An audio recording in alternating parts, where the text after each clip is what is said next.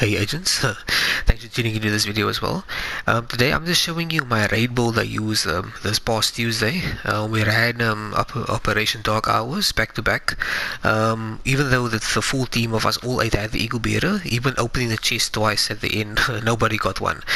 So that's how low the drop chance still is. So this video is to clear up also but the misconceptions that you need extremely high critical hit damage, like 200% to do the raid. You don't need that much. I'll just show you what your gun, what your build has to be able to do, and you should be able to run it even with a team of random people you might meet on Discord or something. So I'm actually using the setup here. So you can use 2 Walker and Adders, you can use 3-piece Providence, whatever the case may be. So whatever you want to do, you can feel free to do it. I'll start with the Fox Sprayer.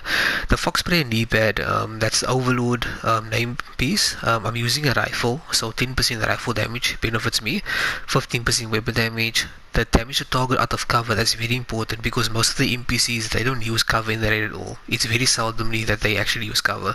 Critical damage 12%. The Contractor's glove here, because I'm not using 2-piece Walker and Arrows, that's why this 8% damage to armor on the glove alone, that's enough for me. 15% weapon damage and critical damage. You could use 2 Walker and Arrows, but it's a bit of an overkill because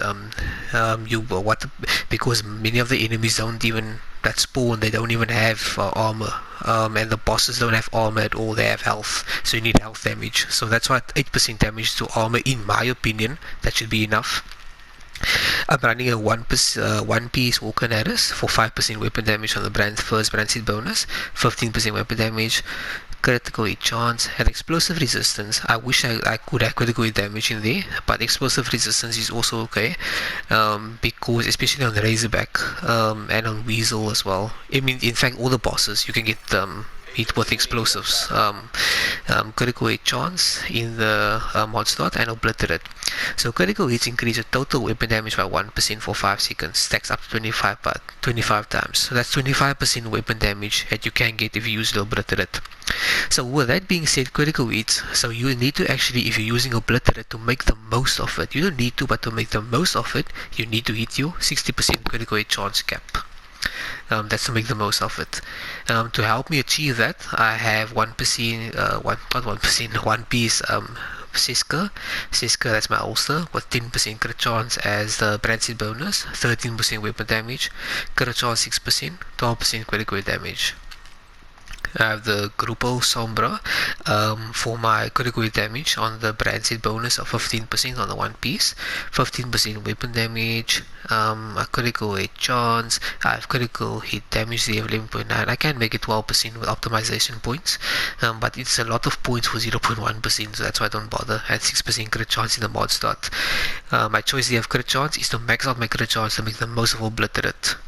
I'm using the skills I'm using is a Mender Seeker. So why I'm using Survivalist and the Mender Seeker is because most of the time I'm on Generator on 4. That's that's my spot in my team. I'm always on Generator 4. So that's why that helps me out, and I need the crossbow. So if I'm using it, so why not use the Mender Seeker in any case? The alternative would be the Fixer Drone if you're not running Survivalist, if you're running Gunner, for example. Revive Hive.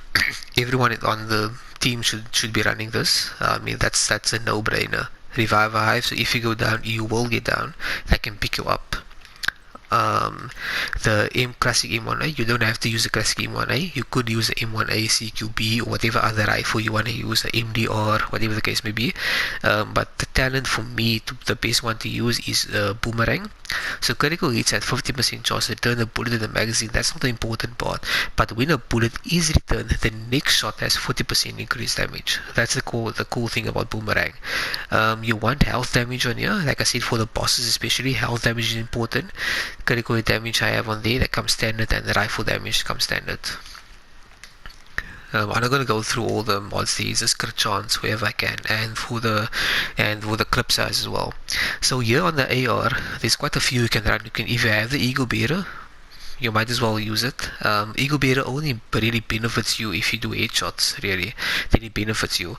But the Eagle Bearer is basically a custom P416. So for demonstration purposes, I have a custom P416 because many of the whoever's clicking on whoever's watching, you won't have the Eagle Bearer, I guess. So P416. The other alternative would be the Police M4. The Police M4 has the RPM is like 850, but the base damage a little bit lower, but it makes up with the RPM. So on this one I have 12.2% assault rifle damage. Health damage is really important for the bosses, for all four of them. Critical hit damage on there, you could even have damage to armor on there. But I have critical damage and I am rolled Optimus on here. So as you're emptying your gun, your shots get stronger, basically. I'm not even gonna bother with the Officer M9A1. I use this pistol on all the builds. It has damage to armor, pistol damage. You won't run out of ammo in this raid. So that's my skills. That's the pieces. Let me just show you the stats here, which might surprise you. 60% crit chance to make the most out of the Obliterate. 128.6. Remember, that's the critical damage on here. On the M1A, 60%, 133 critical damage. So now we actually come to the point of my video. I don't have any region on here, so that's why I'm using the Mender Seeker, because I don't have any region at all. So when it comes to the raid balls, right, I'm setting this to 15. That's the average distance you are going to be from the NPCs. As long as your assault rifle, okay, that's a normal. As long as your assault rifle can take out an NPC with one clip without you reloading, you should be good to go. That's Veteran. Elite. There's this one clip or less.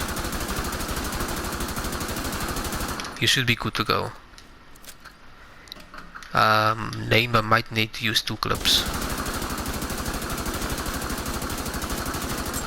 Yeah, on this you might need to use 2 clips for name, which is fine. Anything up to an elite, as long as you can kill them with 1 clip, then it should be good. Let's do this named. Like, this build is not the highest crit, but that's all you need. I mean, you don't need more than that. As long as your gun can take out anything up to an elite, whether it's a rifle or shotgun. Let me just go with the rifle. I didn't show you the rifle on elite, on veterans.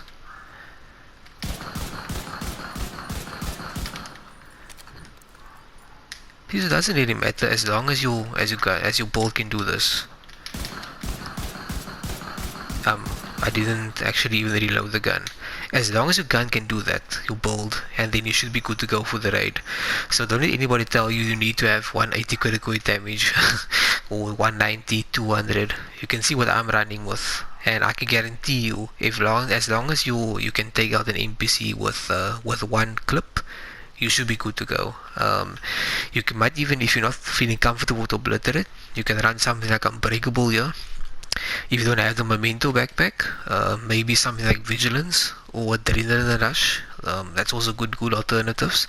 But at the end of the day, as long as your bolt can do that with a gun, take out an elite or a veteran with 1 clip, you should be good to go.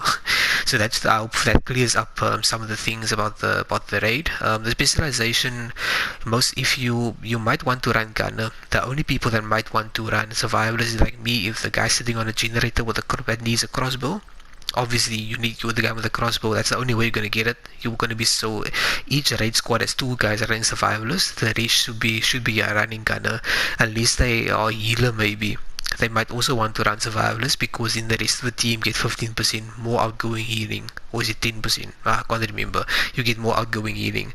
So guys, that's it for raid board. I don't have any gameplay to go with this one. I didn't record anything, but you should be good to go if you use something like this. And I'll catch you guys in the next one. Cheers.